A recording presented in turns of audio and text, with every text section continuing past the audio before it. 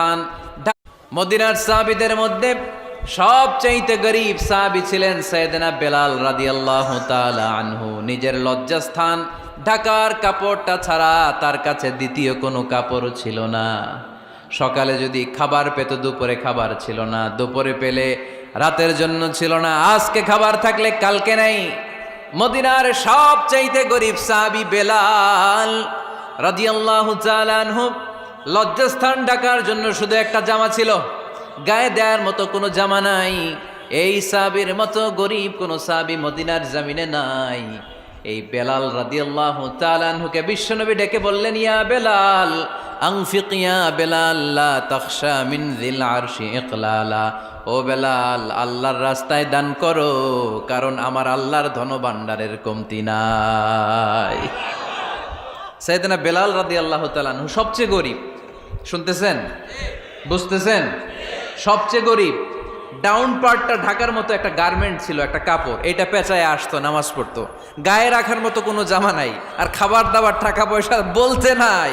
ওই সাহাবীরে বিষ্ণু ইসা ইসলাম বললেন, আনফিক বেলাল, বেলাল তুমিও দান করো, তুমিও দাও, দানের হাতকে প্রশস্ত করে দাও। আনফিক ইবনা আদম উনফিক আলাইক, হে বানি আদম দাও, দিলে আমি তোমারে দেব। কেজির এটা হুজুরে দিয়ে দিলাম, এরপরে কেউ আমার 20 কেজি দিলে ওইটা ধরবো, ওইটা আবার আরেকজনরে দিব, এরপরে আরেকজন 30 কেজি দিলে ওইটারে ধরবো। কথা বলেন, কথা বলেন, কথা বলেন। এজন্য আল্লাহ বললেন, ইনফিকুনা ফিস সাররাই ওয়াদ দাররা। আমার মুত্তাকি বান্দার প্রথম গুণ, তারা সুখে দুঃখে সব সময় দান করে, দানের ধারাবাহিকতা সব সময় অব্যাহত রাখে। যারা সুখে দুঃখে সচ্ছল অসচ্ছল সব অবস্থায় দান করে, তাদের নাম হলো মুত্তাকি। মুত্তাকিদের প্রথম বৈশিষ্ট্য দান করে। আপনারা দান করেন তো? কিশোরগঞ্জের ভাইয়েরা সবাই করেন? করেন তো? Take it as a reminder. আজকের এই আলোচনাটা একটা রিমাইন্ডার হিসেবে নেন। যাদের দান করতে একটু সমস্যা, মনে থাকে না, অলসতা বা একটু কিপটামির মনোভাব আছে, এই কিপটামি কৃপণতা ভুলে যান, দেন। দেন না একটু, আপনারা দিবে কে? বিশ্বাস হয়? দিলে বাড়ে, দিলে না দিলে কমে, কারণ আপনি দিলে আপনারে দিবে কে? তবে গোপন অবস্থায় দেওয়াটা উত্তম। প্রকাশ্য দান করলে আল্লাহ কবুল করেন, ওইটাতেও সওয়াব আছে, কিন্তু গোপনে দান করলে বেশি খুশি হয় কে?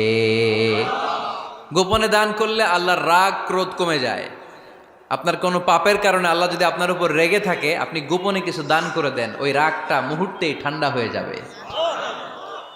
7 শ্রেণীর ব্যক্তিকে আল্লাহ তাআলা আরশের নিচে ছায়া দিবে কিয়ামতের দিন, যেদিন আকাশের সূর্যটা মাথার কাছে চলে আসবে, জমিনটা তামার জমিন হয়ে যাবে, তৃষ্ণায় মানুষের জিহ্বা বের হয়ে কুকুরের মতো নাভির সামনে ঝুলতে থাকবে। সূর্যের প্রচণ্ড কিরণ আর তাপে মাথার মগজগুলো গলে গলে নাকের ছিদ্র আর কানের ছিদ্র দিয়ে ভাতের মাড়ের মতো টপ টপ করে বেয়ে বেয়ে পড়বে। আল্লাহর আরশের ছায়া ছাড়া সেদিন আর কোনো ছায়া থাকবে না।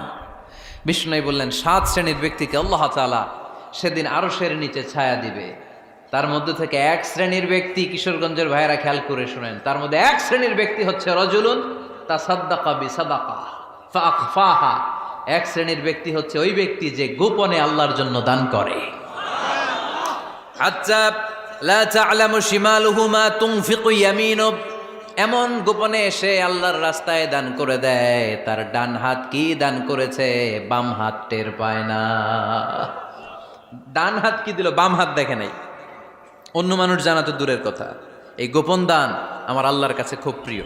এজন্য একটু দান করার অভ্যেস করেন, অল্প করে করেন। আজকে যেই 5 টাকা দান করে দেন মসজিদে, 2 টাকার নোট থাকলে দান করে দেন, 1 টাকার পয়সা থাকলে দান করে দেন। দান করতেই হবে, কারণ মুত্তাকি হতে চাইলে এই দানের ধারাবাহিকতা কন্টিনিউয়াসলি এটা রাখতে হয়, এটা থামানো যায় না। সময় ভালো বেশি দিলাম, সময় খারাপ কম দিলাম, কিন্তু দিতে হবে। রাজি আছেন? আল্লাকা সিররুন ইনদাল্লাহ বাইনাকা আনতা ওয়া বাইনাল্লাহ, আল্লাকা সাদাকাতুন তাখফা লা ইয়ালামুহা ইল্লাল্লাহ, আল্লাকা সিররুন ইনদাল্লাহ বাইনাকা আনতা ওয়া বাইনাল্লাহ, আল্লাকা সাদাকাতুন তাখফা লা ইয়ালামুহা ইল্লাল্লাহ। সুবহানাল্লাহ পড়েন। আল্লাকা সিররুন ইনদাল্লাহ, তোমার আর তোমার আল্লাহর মাঝে কোনো গোপন আমল আছে নাকি যেটা আল্লাহ ছাড়া কেউ জানে না? জীবনে আমাদের প্রত্যেকেরই এমন কিছু গোপন আমল, মুত্তাকিরা শুধু সুখে দুঃখে সচ্ছল অসচ্ছল অবস্থায় তারা দান করে না। মুত্তাকি বান্দার দুই খসখসে চাদরের দাগ, বিষ্ণু ইসলাম ঘাড়ের মধ্যে বসে ঘাড়ের চামড়া ছিঁড়ে গিয়ে লঙ্ঘিত হয়, দুর্বলের উপর যদি সবলের অত্যাচার হয়, সমাজে যদি বিশৃঙ্খলা তৈরি হয়, তখন মুমিন রাগান্বিত হবে, বজ্র কণ্ঠে এরপর সুন্দর সুন্দর স্বপ্ন দেখতে শুরু করবেন। রাগ আর নাই। কত সুন্দর ফিলোসোফার ছিল